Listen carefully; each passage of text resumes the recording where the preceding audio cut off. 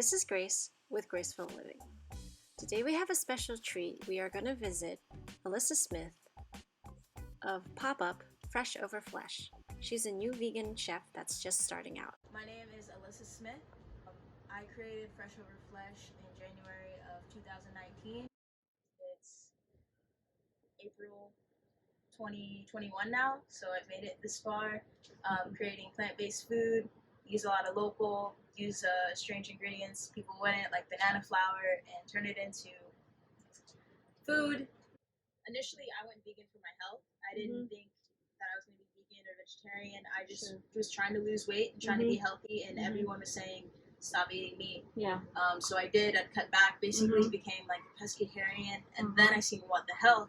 And it blew my mind, and I was like, all I have to do is make a few small changes, and I'm already there. Because I was already getting used to implementing a lot of veg into my diet, which is probably the number one step, and being more conscious of what you're eating. Because as I'm trying to lose weight, I'm starting to read labels now. I'm starting to see, does this have a lot of sugar? Does this have a lot of anything glucose? Anything like that?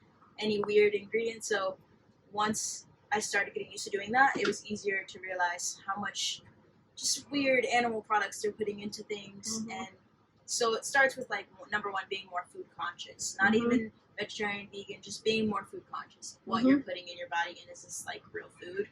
Or is this manufactured? And then after what the Health film, so I was like, well, seeing the truth of the animal ag industry and how it's mostly just about money and not really about you or your health.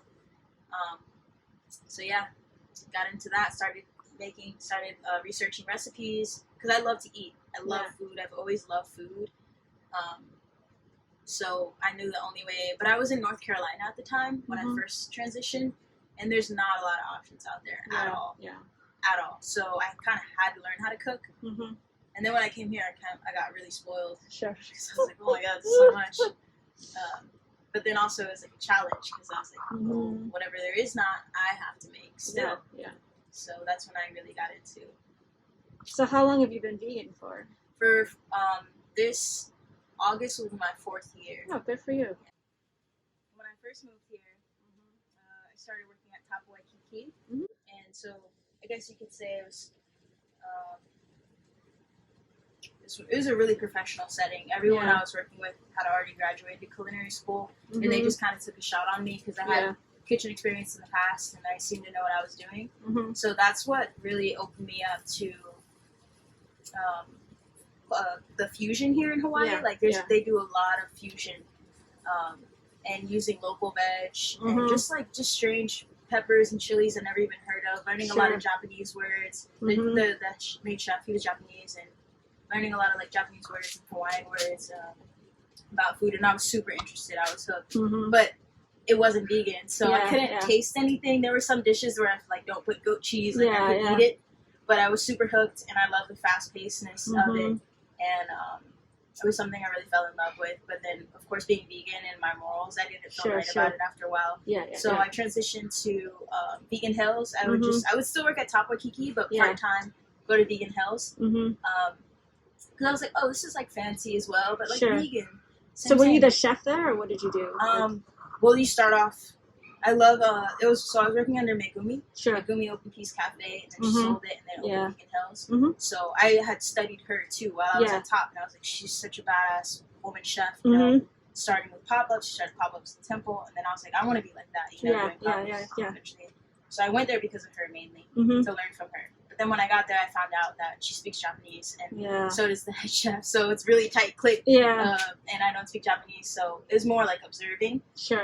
Which was cool as well. So yeah, you start off. Everyone, I love the. It's very strict in the kitchen. Everyone washes dishes. Everyone does their part, and there's not really much of a hierarchy.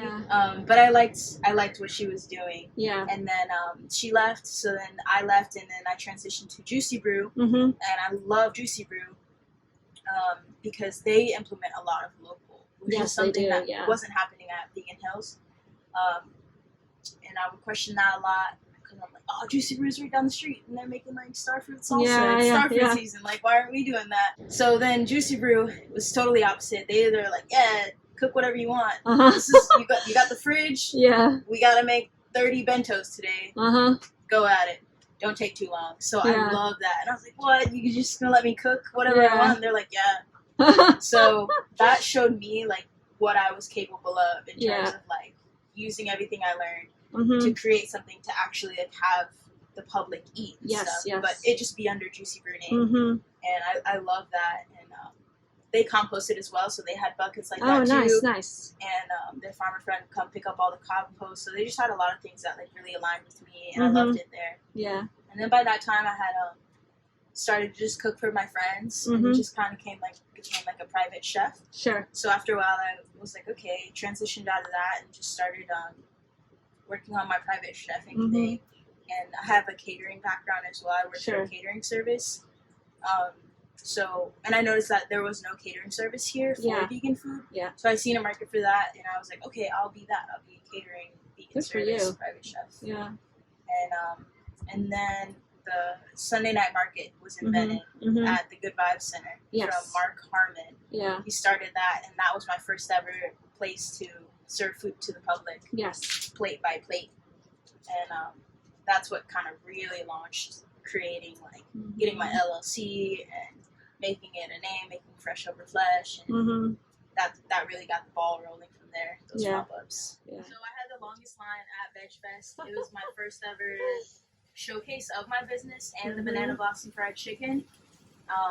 It was really intimidating at first because everyone there already had like an established brick and mortar restaurant. Like Umeke was there, Juicy Brew was there. Yeah. You know, Ulu Bakery was there.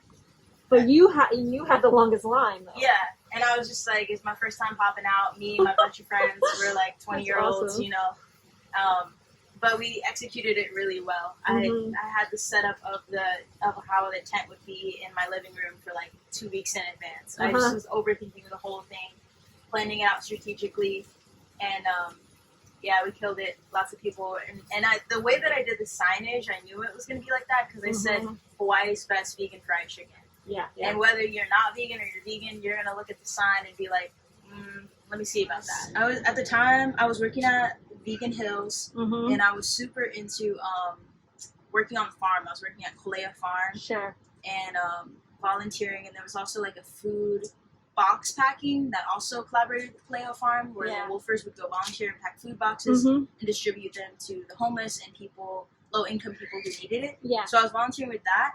And there'd be so much food donated and left over. Yeah. And they would give it to me because I would be like, oh, I know, I live in Chinatown. Like, there's so many homeless. I can help distribute this. Yes, and they're like, oh, if you want to do that, then do that. And I was like, okay, cool. So I was like helping doing that. And then I was like, man, this is so easy. If only I could, a lot of it was like produce too. Yeah. But I know people like, especially if you're homeless or low, you know, it's like you don't have time to cook or you don't want to cook. Yeah. You don't have the space to cook. Yeah. So I wanted to take the produce, cook it, and then give it away in a meal. So you guys get all this free produce. So that idea was sparked, and I was like, okay, that's what I want to do. And then I seen a food bus on Craigslist for $1,000. Yeah. So then I told my friends, I made a GoFundMe, and I was like, guys, if you help me get this food bus, then I can use this as a way to take produce and cook it and give it to people in need. Yeah. And everyone super supported that mission because they seen that I was doing the work and that I'm passionate about food and I have the connections to get it.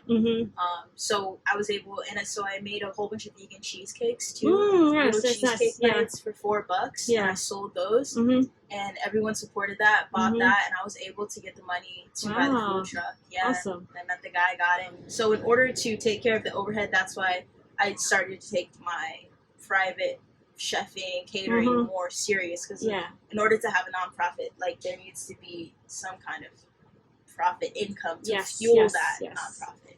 So that's what I'm using Fresh Over Flesh for. Oh, cool! Yeah, to get to that point to where I'm able to do that. Yeah, but that's it's been a long journey. Yeah. Check out freshoverflesh.org or in person at Fish Cake in Honolulu on Tuesdays and Fridays from 11 a.m. to 4 p.m. Stay tuned for future episodes where Alyssa shows us how she lives sustainably and also how she cooks banana blossoms. If you like this video, please give me a thumbs up and subscribe or follow me on Instagram. Please go to graceinhawaii.com for more information.